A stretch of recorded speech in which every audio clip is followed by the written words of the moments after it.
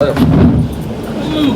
है जी कि हर महीने की जो हम करा करते हैं 5 मीटिंग, वो हमारी आज मीटिंग थी। इससे पहले हमारे एमडी थे, सारे डायरेक्टर थे, चीफ इंजीनियर थे और सभी डीएच बीबीएन के हमारे एससीज थे। वो मैंने ब्लू बोर्ड में एक प्रोग्राम रखा था जिसमें सारा हमने रिव्यू कराया कि जितने कॉन्ट्रैक्टर थे उन्हें बुलाए, उनसे हमने कि कहाँ ट्यूबवेल कनेक्शन कितने कम है, ट्रांसफार्मर की क्या पोजीशन है, कहाँ आपका काम है, जिसका काम ठीक कर हो रहा है उसे पेट करा हमने, उसे कहा कि इसकी पेमेंट भी इमीडिएट रिलीज करो। और जो थोड़े से डिले हैं उन्हें वार्निंग दी कि हमें लिख के दो टाइम बाउंड कितने दिन में ये काम हो जाएंगे, चाहे वो प्रोजेक्ट से, चाहे ट्रांसफार्मर से, चाहे ट्यूबवेल कनेक्शन से। और जो बिल्कुल ही जिन्होंने जीरो पे खड़े थे उन्हें हमने लेटर इशू कर दिए कि हम आपको ब्लैक लिस्ट करेंगे या तो जल्दी से जल्दी हमारे काम करें, ताकि एक डिपार्टमेंट में तेज़ी से काम सुधार पाए। एक वार्निंग दी है सभी को कि अगर किसी जेई रेस्क्यू के ऑफिस में जो स्टोर इंचार्ज है इस तरीके की कंप्लेंट्स आती है कि सामान जो है वो लोग मांगते हैं उन्हें देते नहीं गवर्नमेंट की तरफ से, बाद में उन्हें कहते हैं अपना ले और उसके बाद वो सेल कर देते हैं। अगर इस तरीके की है तो इमीडिएट सस्पेंड करो कोई भी अगर जेई अरेस्ट हो। और जेई एएलएम को खास करके वार्निंग दी जाए कि अगर वो 3 बार किसी का फ़ोन नहीं उठाता, एमडी का फ़ोन नहीं उठाए, आपके जो चीफ इंजीनियर उसका फ़ोन नहीं उठाए, एससी का फ़ोन नहीं उठाए, मेरा फ़ोन नहीं उठाए, तो उसको चार्जशीट करो या सस्पेंड करो। ये हमारा था पावर डिपार्टमेंट का। अब उसके बाद मैं यहाँ गया था, यहाँ लोगों की जनरल समस्याएं जो आप देखते हैं एक रेगुलर फीचर सुनता हूँ, साथ के साथ कोशिश करता हूँ निपट जाए। सब काम तो 100% तो परफेक्ट नहीं होता, पर कोशिश करती है कि मैं सारे काम हो जाए। अब आपके कोई सवाल आता तो ज़्यादा समस्या मंत्री जी आपने ये एक आदमी सवाल करे, इधर करें जो थोड़ा सा पहले आप पूछ लो। ज़्यादा समस्याएं आज किस किस्म की आई? देखिए, मेरे पास ज़्यादा बिजली की समस्याएं आती हैं क्योंकि विभाग मेरे पास है, तो हर जगह का भिवानी का भी आ जाता है, जींद का भी आ जाता है, सरसा का भी आ जाता है, फतेहाबाद का भी आ जाता है, रोहतक के भी थे। तो कुछ लोग जो हैं पावर के डिपार्टमेंट में किसी के डानियों के कनेक्शन है, किसी के ट्यूबवेल के कनेक्शन है जो नहीं मिले, तो वो इस तरीके की बिजली से ज़्यादा कंसर्न होती है। इसके अलावा फिर जो लोगों की है, कुछ पुलिस से कंसर्न है, काफ़ी केसेस वो होते हैं। इसके अलावा पीडब्ल्यूडी की भी कंप्लेंट्स होती है आपका, क्योंकि ग्रीवेंसेस कमेटी का मैं हिसार फतेहाबाद इंचार्ज हूँ, इस करके कुछ ग्रीवेंसेस कमेटी के केस होते हैं जिन्हें अपना केस उसमें ऐड करवाने के लिए उसके लिए भी आ जाते हैं। तो हर तरीके की प्रॉब्लम होती है। पुलिस के काफ़ी केसेस होते हैं जिसमें तो महिलाओं से मारपीट हो जाती है, कुछ और हो जाती है। ये जैसे एक केस में हो गया था, किसी महिला से मारपीट करी उसके हस्बैंड ने, वो पुलिस में एसपीओ था और एसपीओ एसडीएम आपके हाँसी का था। बड़ा प्रभाव लगा है, मैंने रात को उसे सस्पेंड करवाया क्योंकि एसपी हाँसी के नीचे था। उसने अपनी वाइफ को पीटा, 3 बच्चे उसके बड़े बड़े उनके सामने पीटता रहा, बाहर से 112 नंबर की उनके लिए गेट नहीं खोला, तो रात को मैंने 12 बजे से सस्पेंड करवाया। तो ऐसी केसेस बहुत आते हैं जो आते हैं।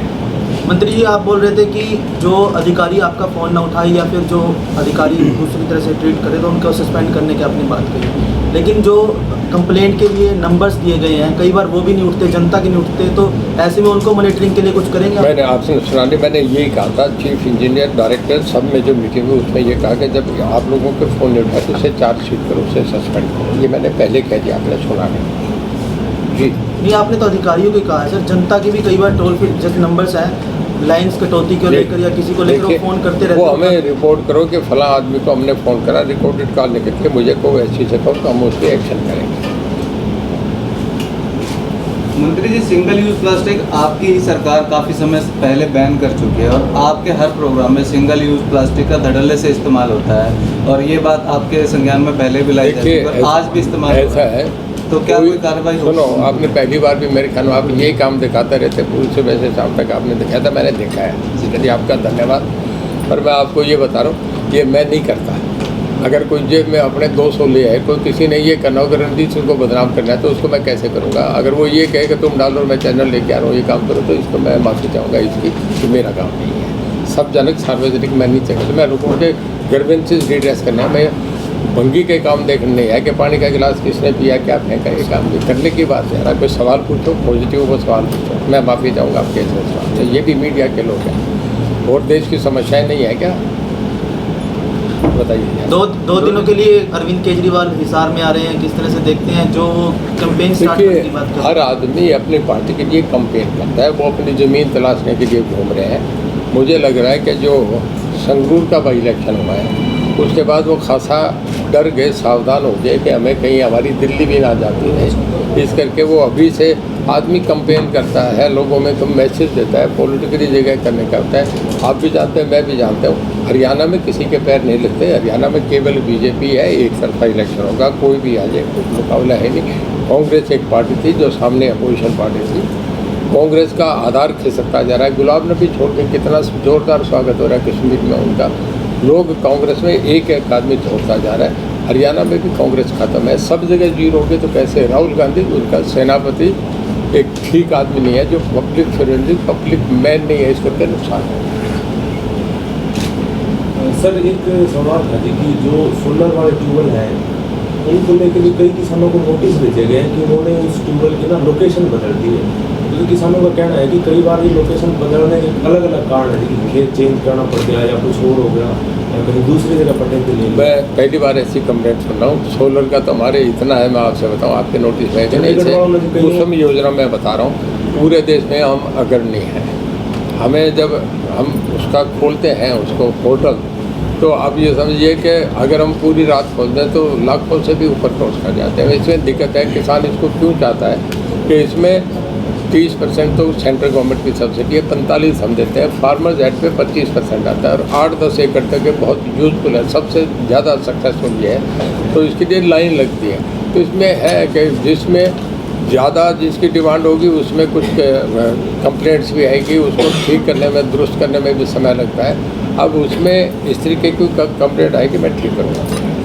मंत्री जी, एक बेसिक प्रॉब्लम आ रही है, दोबारा से पूछे। 1912 जो एक कॉमन टोल फ्री दिया हुआ है, कभी भी मिलता है तो कोई भी उपभोक्ता उसको मिलाता है तो बट कन्वर्सेशन नहीं हो पाती।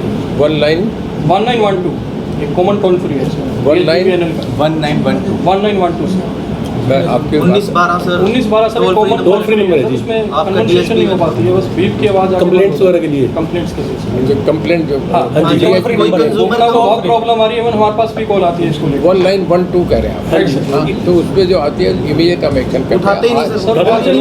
आज आप ही करके उठाएगा नहीं कोई। आप ही नहीं, मैंने कभी करा नहीं। अगर आप ये कह रहे हैं तो मैं इसे आज ही चेक, थोड़ा रेक्टिफाई कराएगा सर, मैं इसे आज उठता नहीं सर, ये बेसिक नहीं, प्रॉब्लम। मैं अभी मेरे एमडी आज यही है, 5 बजे मुझे मिलेंगे, मैं उन्हें कहूँगा तुरंत उसके DHBPN के टोटल एमडी मेरे पास आ। कुछ जेलों को लेकर कुछ नए प्रोजेक्ट्स हैं सर, कुछ ला रहे देखिए, हैं? सब जेल में है। हमें 2 जेलें तकरीबन हमारी नज़दीक आ गई, जो अभी बड़ा जल्दी शायद आगे इसी महीने में और 1 महीने में फाइनलाइज करते हैं। उसमें एक फतेहाबाद है, दूसरी हमारी जेल दादरी है, जिनमें तकरीबन हमारे DGP साहब ने विजिट कर लिया, IG ने कर लिया, DC की कमेटी बनी है, उसे फाइनल करके भेज रहे हैं। 2 जेलें तो हम अभी जल्दी कर रहे हैं। रोहतक हमारी जेल ऑलरेडी स्टार्ट हो गई।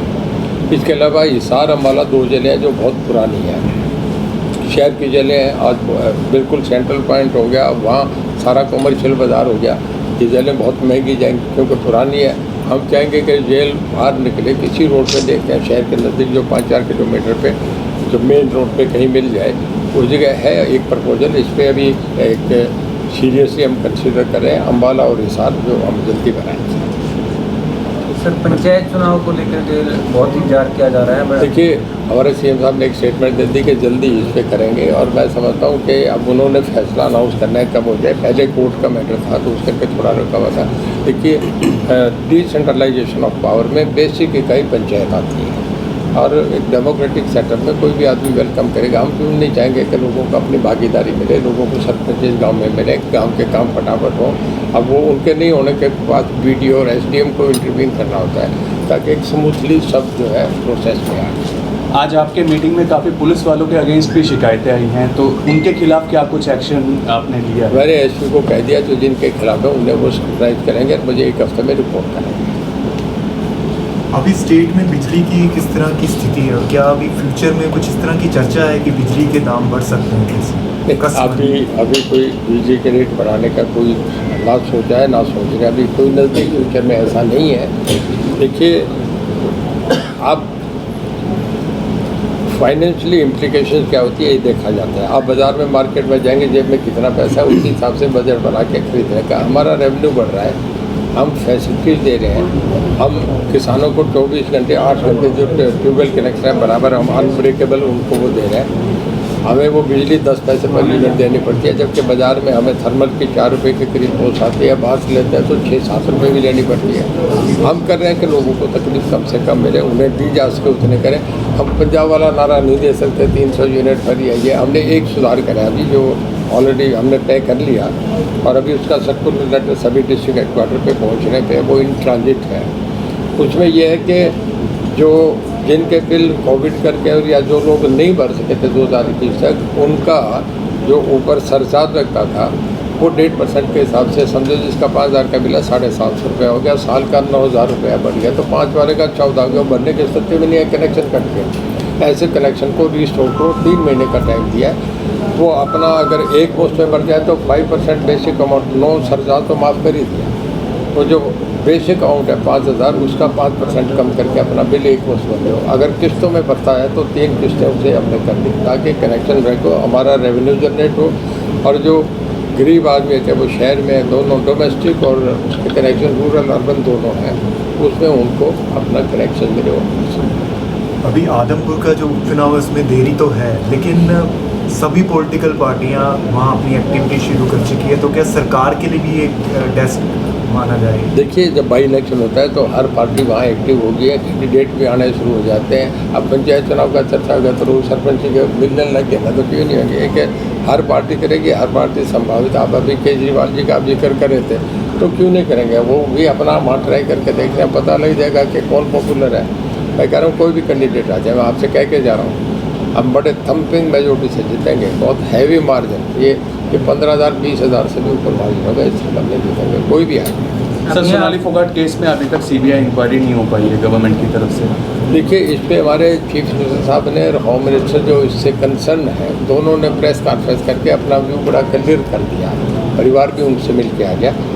मैं इसे एक दुखद घटना मानता हूँ, हमारी परिवार के साथ सहमति है, और इससे मैं इससे ज़्यादा कोई कमेंट नहीं करूँगा। जब ऑलरेडी सीएम ने और होम मिनिस्टर ने कह दिया तो मेरा सब्जेक्ट ही नहीं है।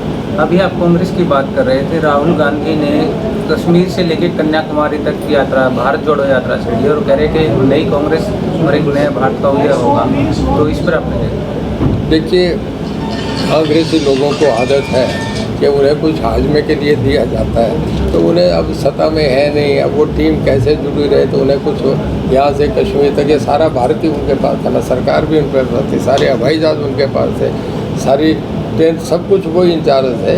आपको सबको पता है, मनमोहन सिंह तो बेचारे ऑफिस में बैठते थे। आपको एक बार याद होगा, इससे ज़्यादा किसी डेमोक्रेसी में बदतमीजी नहीं हो सकती कि प्लेन में बैठ के कैबिनेट के फैसलों को फाड़ के फेंक दिया था। क्या नॉनसेंस है।